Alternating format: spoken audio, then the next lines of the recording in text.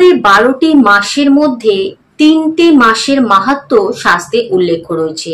এদের বিশেষ মাহাত্ম্য আছে। বৈশাখ, মাঘ এবং কার্তিক বা দামোদর মাস, এই 3টে মাসের কিন্তু বিশেষ করে গুরুত্ব রয়েছে।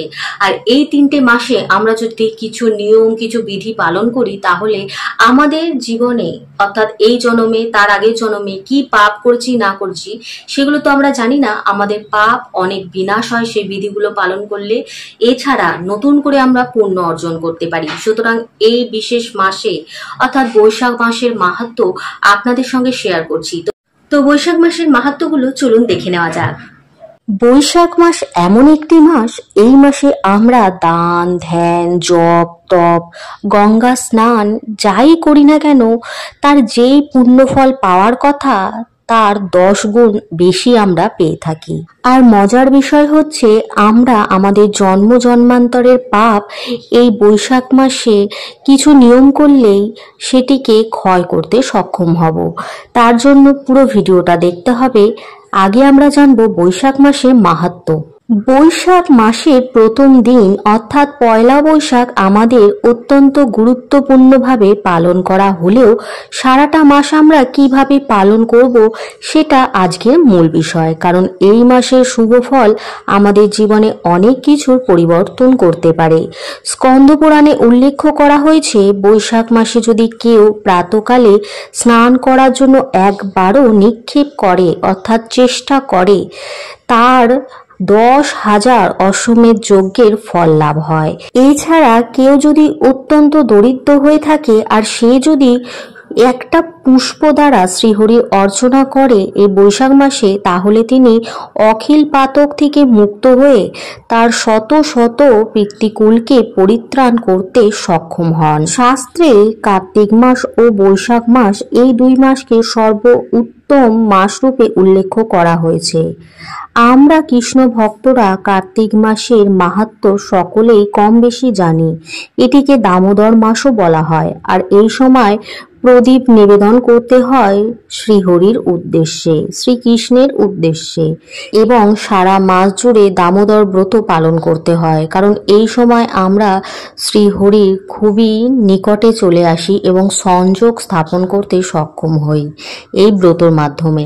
আর ঠিক তেমনি এই বৈশাখ মাসও এমন একটি মাস যারা কর্মকাণ্ডী অর্থাৎ যারা তপস্বী সন্ন্যাসী নন, আপনার আমার মতন ভক্ত বৈষ্ণব যারা কর্ম দায়িত্ব ত্যাগ করতে পারবেন না, কর্মকেই ধর্ম মনে করেন, তাদের সুযোগ এই বৈশাখ মাসে অনেক পুণ্য অর্জন করার এবং পাপ ক্ষয় করার, দুটোই একসাথে করতে পারবেন।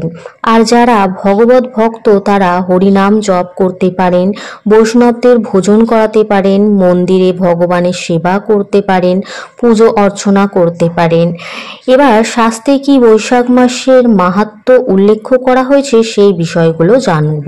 স্কন্দ পুরাণে বিষ্ণুখণ্ডের বৈশাখ মাহাত্ম্যের প্রথম অধ্যায় বলা হয়েছে, কার্তিক, মাঘ ও বৈশাখ মাস সমূহের মধ্যে ইহারাই শ্রেষ্ঠ, কিন্তু এই মাসের মধ্যে আবার বৈশাখ মাস প্রধান। এই মাসে দান, ধ্যান, যজ্ঞ, ব্রত, প্রাত স্নান করলে সকল পাপ বিনষ্ট হয়।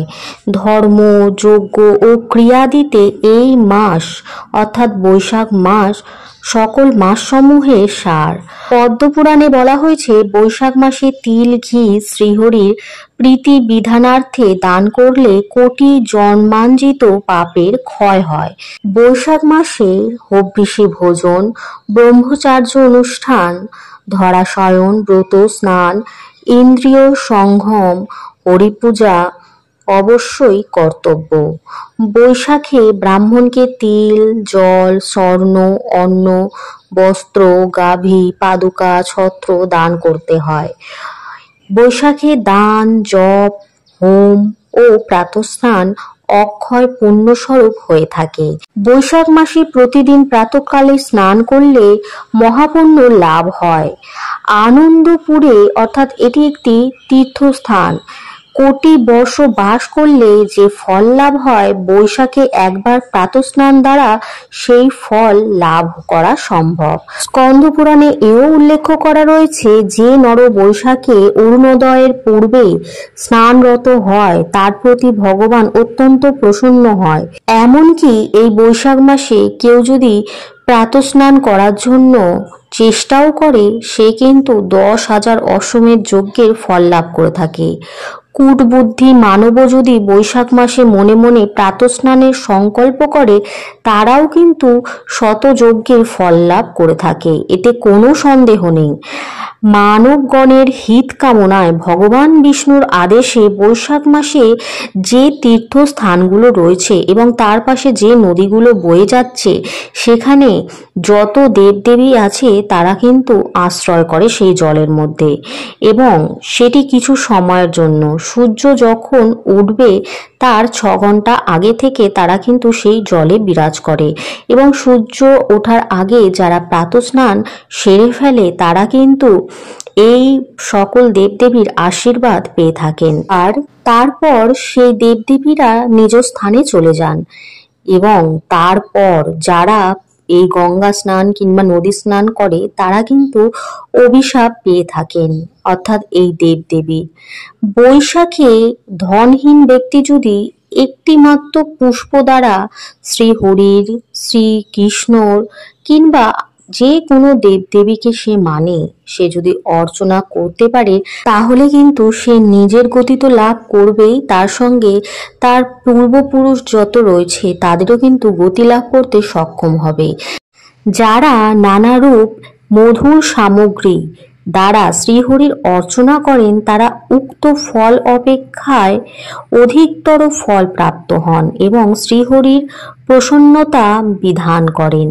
পদ্মপুরাণে এও বলা হয়েছে, বৈশাখ মাসে যদি কোনো মানুষ মধুর দ্রব্য প্রধান আহারীয় জবান্ন তিল, বাড়িপাত্র, ছত্র, বসন ও পাদুকা শুদ্ধ ব্রাহ্মণকে প্রদান করেন, সেই দান দ্বারা শ্রীহরি এতটাই প্রসন্ন হয়ে থাকেন, এতে যে পুণ্য সেই ভক্তকে দিয়ে থাকেন তা শতকোটি বর্ষেও গণনা করে শেষ হয় না। বৈশাখ মাসে তুলসী পত্র বা তুলসী মঞ্জুরি দ্বারা ভগবান শ্রীকৃষ্ণের পূজা অর্চনা করলে তাকে আর পূর্ব জন্ম নিতে হয় না। এছাড়া শাস্ত্রে এও বলা হয়েছে যে প্রতিদিন তুলসী মহারানী দর্শন করে যে সে পাপ ক্ষয় করে, এবং যে প্রতিদিন তুলসী মহারানীকে জল দান করেন তাকে নরকের শাস্তি ভোগ করতে হয় না। বৈশাখ মাসে তুলসী মহারানীর উদ্দেশ্যে জল দান করার সাথে সাথে শালিগ্রাম শিলাতেও জল দান করতে হয়। এই মাসে শালিগ্রাম শিলায় জল দান করলে শ্রীহরির কৃপা লাভ হয়, এবং তার সাথে যদি সেই অর্পণ করা জল কেউ পান করে তাতে তার মন তো পবিত্র হয়, তার সঙ্গে সে বৈকুণ্ঠ ধামে যাওয়ার সুযোগ পেয়ে যায়। তুলসী মহারানী আমাদের কৃষ্ণপ্রেম প্রদান করে। এই জগতের সর্বস্ব যদি আমরা ভগবান শ্রীকৃষ্ণের কাছে নিবেদন করি, শ্রীকৃষ্ণের কাছে তার কোনো মূল্যই নেই, কারণ এই সব কিছুই শ্রীকৃষ্ণের দান। যদি আমরা শ্রীকৃষ্ণকে একটি তুলসীপত্র নিবেদন করি, এতে শ্রীকৃষ্ণ খুবই প্রসন্ন হন এবং আমাদের উপর তার কৃপাদৃষ্টি বজায় রাখেন। পদ্মপুরাণে বলা হয়েছে, এই বিশ্বে যত প্রকার বৃক্ষ রয়েছে তার মধ্যে সর্বশ্রেষ্ঠ তুলসী। দেবাদিদেব মহাদেব তার পুত্র অর্থাৎ কার্তিককে এই কথা বলেছিলেন। শিবজি এও বলেছিলেন, এই তুলসীপত্র ও মঞ্জুরি দিয়ে যদি কেউ শ্রীহরির পুজো অর্চনা করে তাহলে সে যে কতটা পুণ্য অর্জন করে তা আমিও বলতে সক্ষম নই। যেখানে তুলসী মঞ্চ রয়েছে সেখানে শ্রীহরি স্বয়ং বিরাজ করেন। শাস্ত্রে রয়েছে, তুলসী মূলে 3.5 কোটি তীর্থ অবস্থান করেন। তুলসী মহারানী এই বিশ্বের সকল পাপ মুক্তি প্রদান করেন।